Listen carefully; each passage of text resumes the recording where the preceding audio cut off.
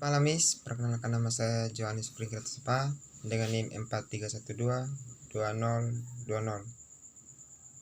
Baik, sini saya akan menjawab pertanyaan nomor 1, yaitu tentang sejarah perkembangan jurnalistik di dunia dan di Indonesia. Baik, jurnalistik di dunia dimulai pada awal lahirnya jurnalistik, dimulai sekitar tahun 100 sampai 44 sebelum Masehi di Romawi. Saat itu pada masa pemerintahan Caesar terdapat forum Romanum atau papan tulis putih untuk menyampaikan aspirasi rakyat dan kabar atau informasi apa yang beredar saat itu di pusat kota. Dan sejarah terjadinya jurnalistik di Indonesia yaitu dimulai pada saat Belanda menjajah Indonesia. Jurnalistik pada masa pendudukan Belanda ditanda dengan diterbitkannya surat kabar Memories der Noveles pada tahun 1615 oleh Gubernur Jenderal VOC dan Peterson.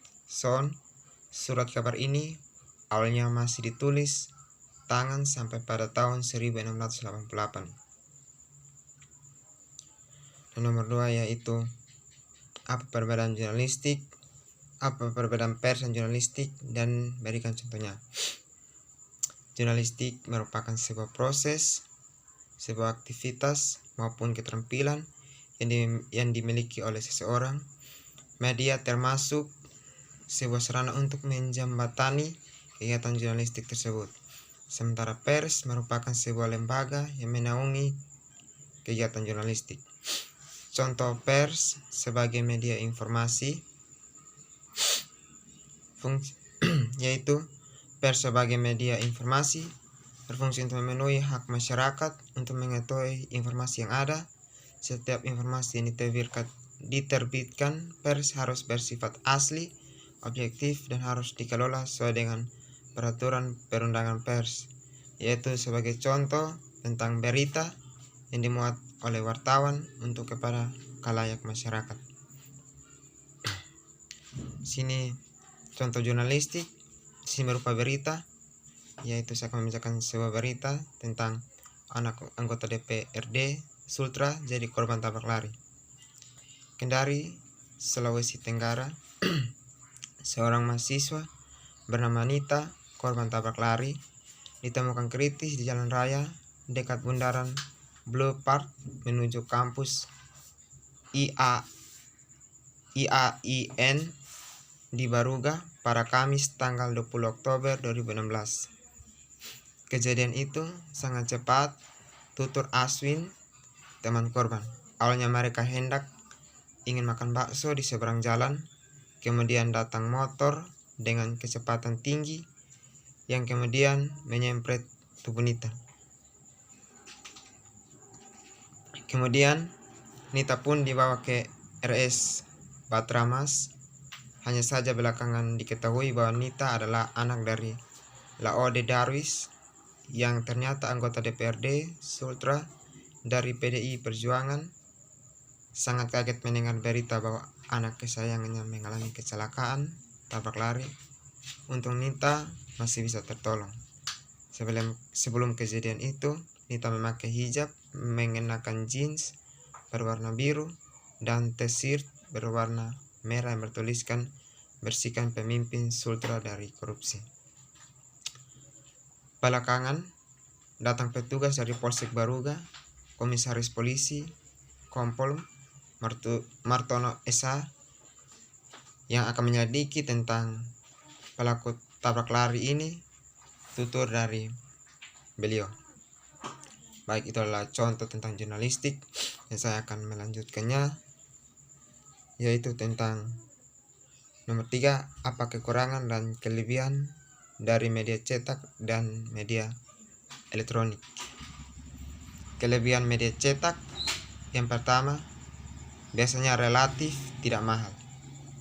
Dan yang kedua yaitu fleksibel, lebih luas dalam menentukan jadwal publikasi iklan dan surat kabar yang mempublikasikan apakah lokal, regional, atau nasional. berkaitan dengan khalayak yang dijadikan sasaran iklan. Dan yang ketiga, dapat dinikmati lebih lama. Dan kelebihan yang keempat atau yang terakhir yang saya rangkum adalah market coverage, yakni surat kabar mampu menjangkau daerah-daerah perkotaan sesuai cakupan wilayahnya. Kekurangan media cetak yang saya rangkum ada 3. Dari segi waktu, media cetak lambat dan memberikan informasi karena media cetak tidak dapat menyebarkan langsung berita yang terjadi pada masyarakat dan harus menunggu turun secetak. Yang kedua, media cetak hanya dapat berupa tulisan dan media cetak hanya dapat memberikan visual berupa gambar yang mewakili keseluruhan isi dalam berita. Yang ketiga, biaya produksi yang cukup mahal karena media cetak harus mencetak dan mengirimkannya sebelum dapat dinikmati masyarakat. Kelebihan dalam media cetak yaitu yang serang kepada 4. Dari segi waktu, media elektronik tergolong cepat dalam menyebarkan berita kepada masyarakat.